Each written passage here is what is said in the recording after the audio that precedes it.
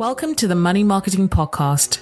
Get ready to explore the exciting world of financial advice as we embark on this special series exploring the very best in the industry. We'll be shining a spotlight on past winners of the prestigious Money Marketing Awards, sharing their stories and insight. Plus, we'll be gearing up for this year's highly anticipated award ceremony. Get inspired, gain valuable knowledge, and don't forget to secure your place at this year's unmissable event.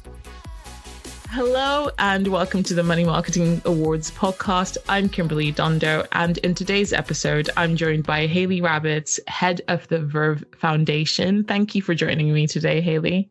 Thanks so much for asking me. Always a pleasure. So for this episode, we're going to be covering your well-deserved win as a charity champion at the Money Marketing Awards in 2023. So we're excited to have you in this podcast to kind of delve into that a bit more. But I just wanted to start by asking you, how did your organization's commitment to charitable causes lead to this award? So I think we're kind of unique in a way because everything we do is for good. So we were set up as a not-for-profit a couple of years ago, back in 2021, with the sole aim of doing good things in financial services. The reason it's so broad is because we very much see issues, see where people are moaning, and then we will put together some sort of solution and some way of helping out with whatever that is. So it's a very loose and broad term to do good, but it is essentially what we're set up to do. So our objectives within the company are to seek out issues, try and solve problems. And within that, we do lots of work for the industry itself, but also outside of it to help people to come to grips with money, what it means, encourage people to talk more openly about it. We do workshops with the YMCA and the prison service to kind of get those core basic money skills out to people who need it, really. That's amazing work. And what specific initiatives or programs have you implemented to make a real impact in the lives of others? So obviously I mentioned there the money workshops. That's something that we do kind of as and when it's needed. It's needed all the time, but when people kind of approach us or we see an area that we need to kind of do that in. Aside from that, we have our core programs. So the first one that we set up is called We Are Change. And that essentially is a program to get brand new people into financial services. We set them away with a fully funded diploma, and we also teach them about the profession itself, including things like the different roles that you could do, how to market yourself. Jargon busting is always a fun one. And we try to target people who wouldn't otherwise get the opportunity. So those who perhaps can't afford the qualifications or feel like finance maybe isn't for them because they've seen it as this big scary industry that's only for men or whatever it might be. We really try to kind of break down those barriers and make it more inclusive for people. And help give them that kind of step up that they wouldn't get. The other core program that we run is an advisor incubator, which is for new and early stage advice firms who maybe have been advising for years. They're really good at that bit, but opening up a business on your own is a whole different thing. And so we help them to really find out what it is that they need to do to build those solid foundations in the early days. And the whole point of all of our initiatives is to just make the financial services profession a lot more welcoming, make it a lot more inclusive, and make sure that there's diversity of choice for the end client as well. So we do lots and lots of stuff. And essentially is to help make financial services shine bright. Yeah.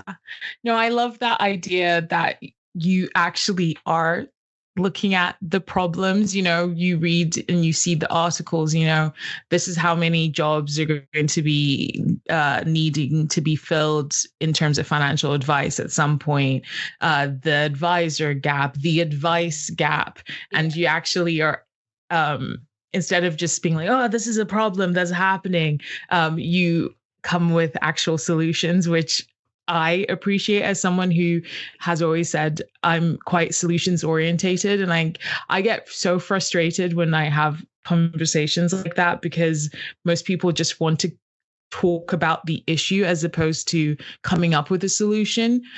So for you to actually have these programs in place that help people that might not have thought this is a path that they could go down, or might not have been aware of it.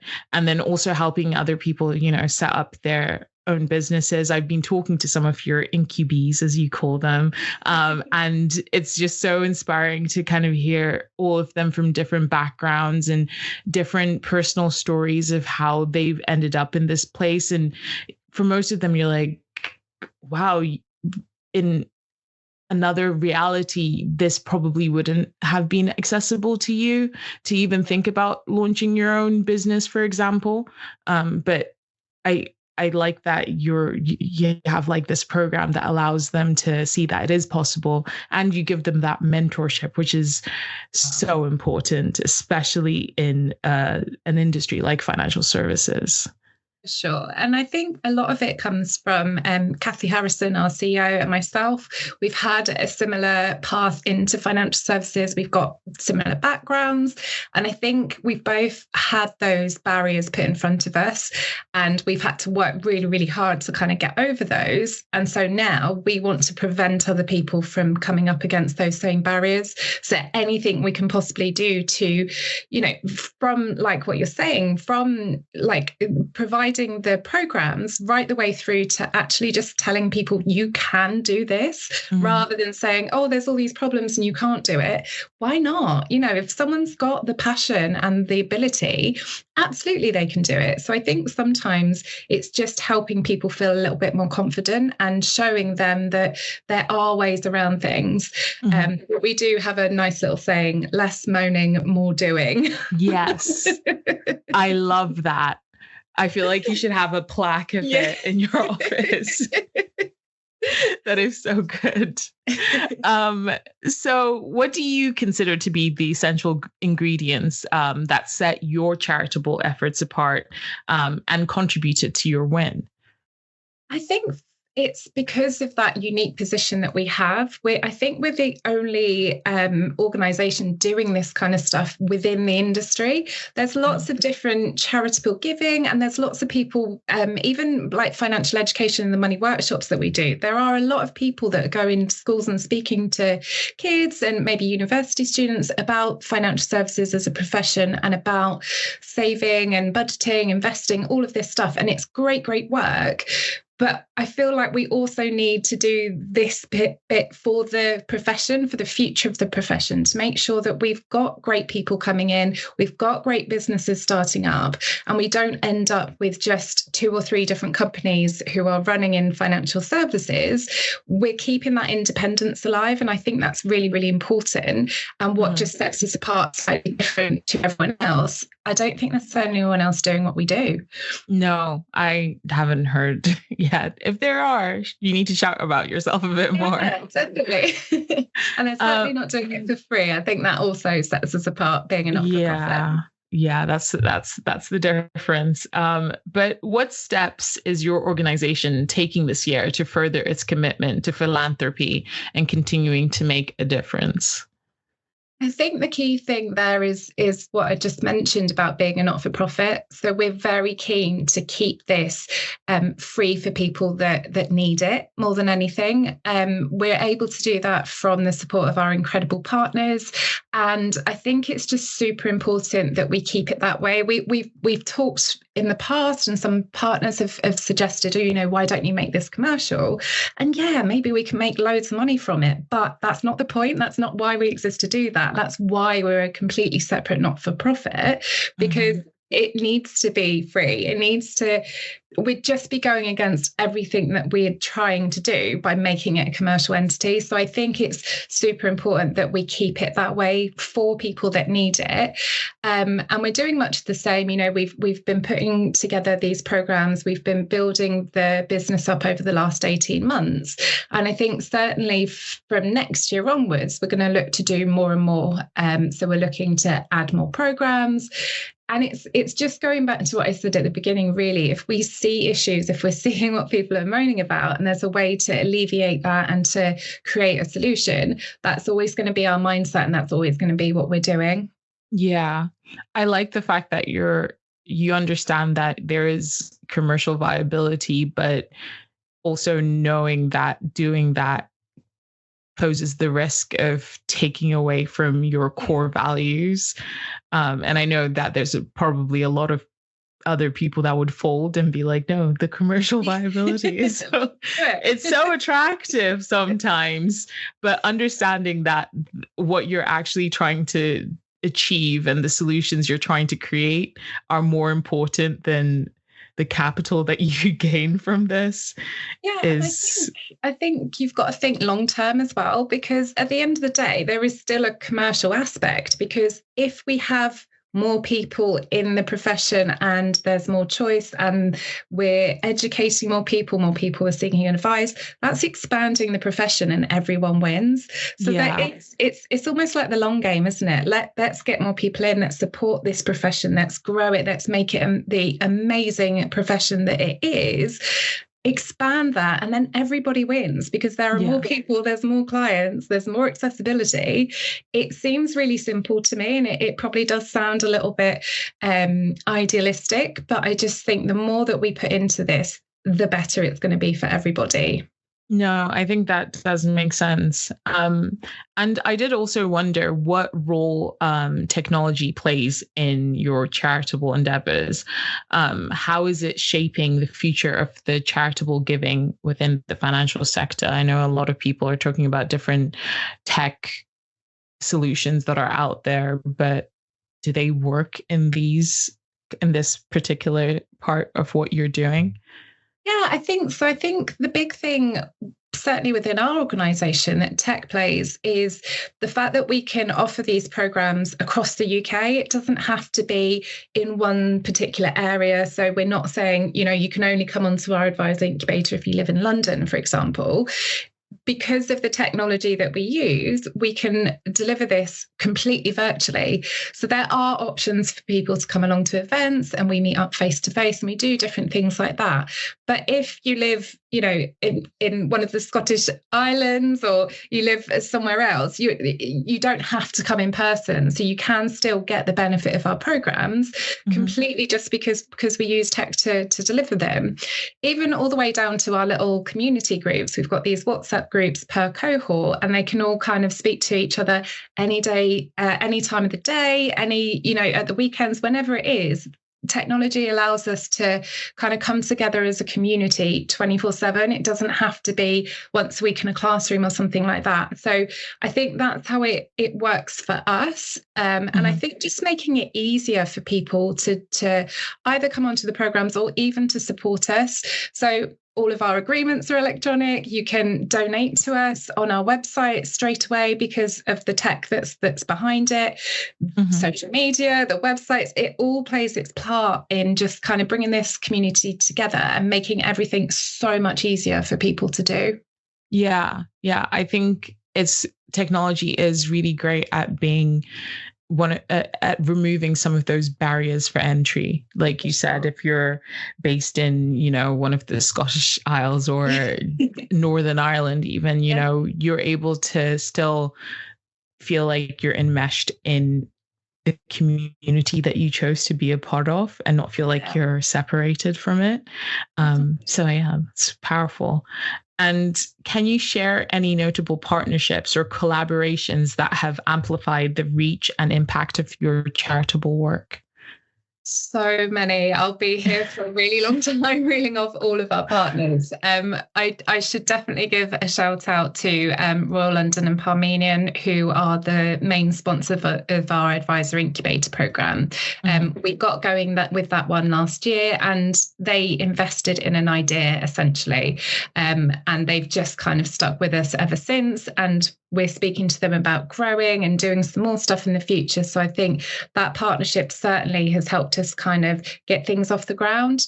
But then, right the way through to people who I've met at a conference and they've put their hands in their pockets individually, you know, there's one person who come onto our sponsored our We Are Change program recently, and he's done it out of his own savings because he believes in what we're doing so much that he wants to pay personally for one of our students to go through their exams.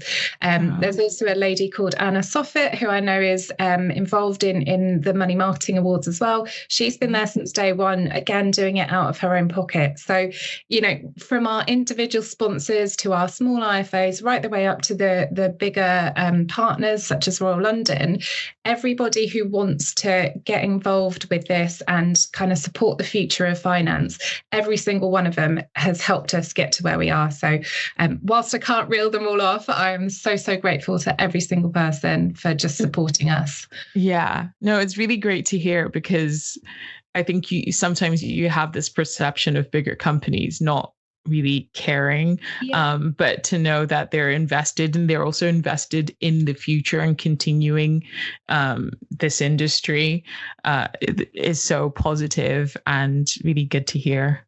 Yeah, it's that long-term view again, isn't it? Because if they invest in something like this now, they're ensuring that we've got independent firms for the future. And even, you know, as providers, that's really important that they've got those independent advisors still choosing them.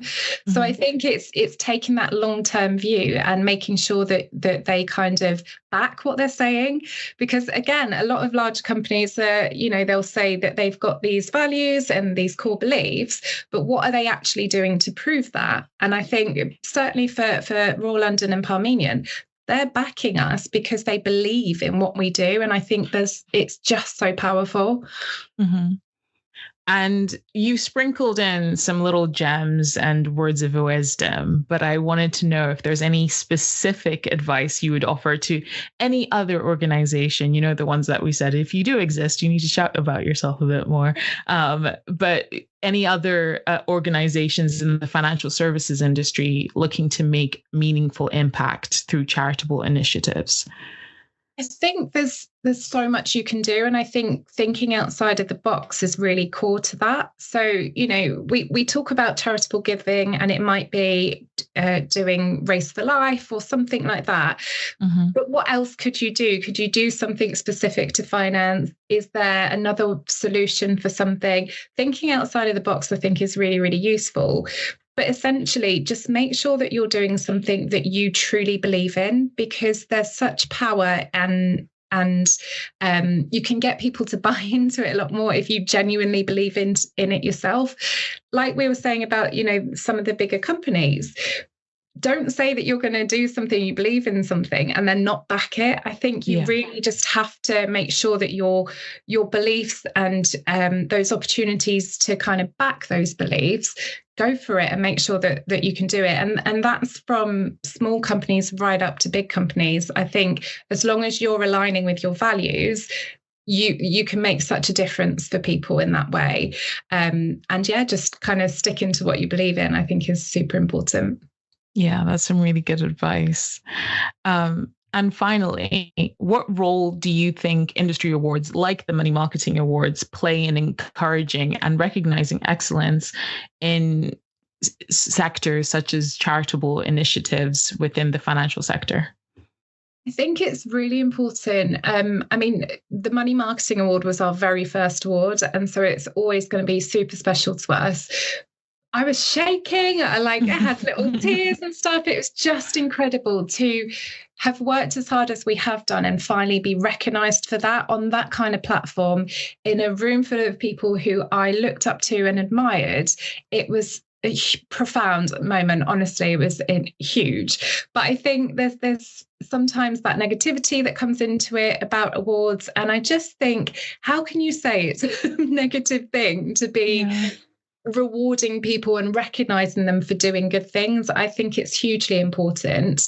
And you're one of few organizations that recognize charitable giving as well, and not just the giving, but some of the doing. I think it's so important because particularly in finance, when we think about money, that other side of it of helping people who are less fortunate than yourself, it's so important to keep the world moving.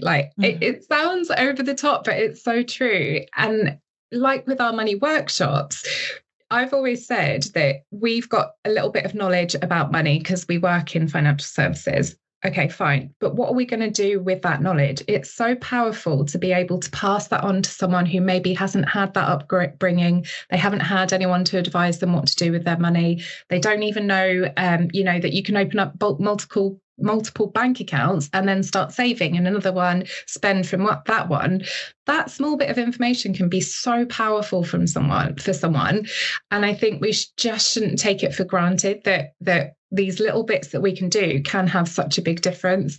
So bringing it back to awards, I think recognizing that and shouting about the people who do it can be really, really powerful. On the flip side of that, it's been huge for us to be able to almost cement that we're doing the right thing and being recognized for it. It's really helped to propel us. And partners and people that I've been speaking to who maybe hadn't heard about us before or didn't quite understand what we were doing, maybe wouldn't have thought of us as charitable giving or anything like that. They've kind of taken a step back and learned a bit more about us. So I think it's also helped us to move forward with what we're doing, because it almost gives that kudos for those initiatives. Yeah. I can imagine, with the Verve group, maybe people were like, well, that's just the Verve, but this is like your foundation. This is almost a separate entity. It is attached, but it's separate in itself. So being able to kind of solidify that and people understand it and look more into it is genuinely helpful. Yeah, I've had so many people go, oh, but we already support you. No, you support Verve Group. The foundation is the not-for-profit, and this is what we do. And even to have that alignment, I think is really, really useful. Yeah. Fantastic. Well, thank you so much for speaking with me today, Hayley. It was really great hearing about everything that you do, and I look forward to seeing all the work that you continue to do. Thank you so much for having me. Thanks for tuning into this episode of the Money Marketing Podcast. We hope you've been inspired by the incredible journeys of our past award winners and are looking forward to the excitement of the 2024 Money Marketing Awards. Don't forget to subscribe for more valuable industry insights and be sure to secure your spot at this year's event. See you next time.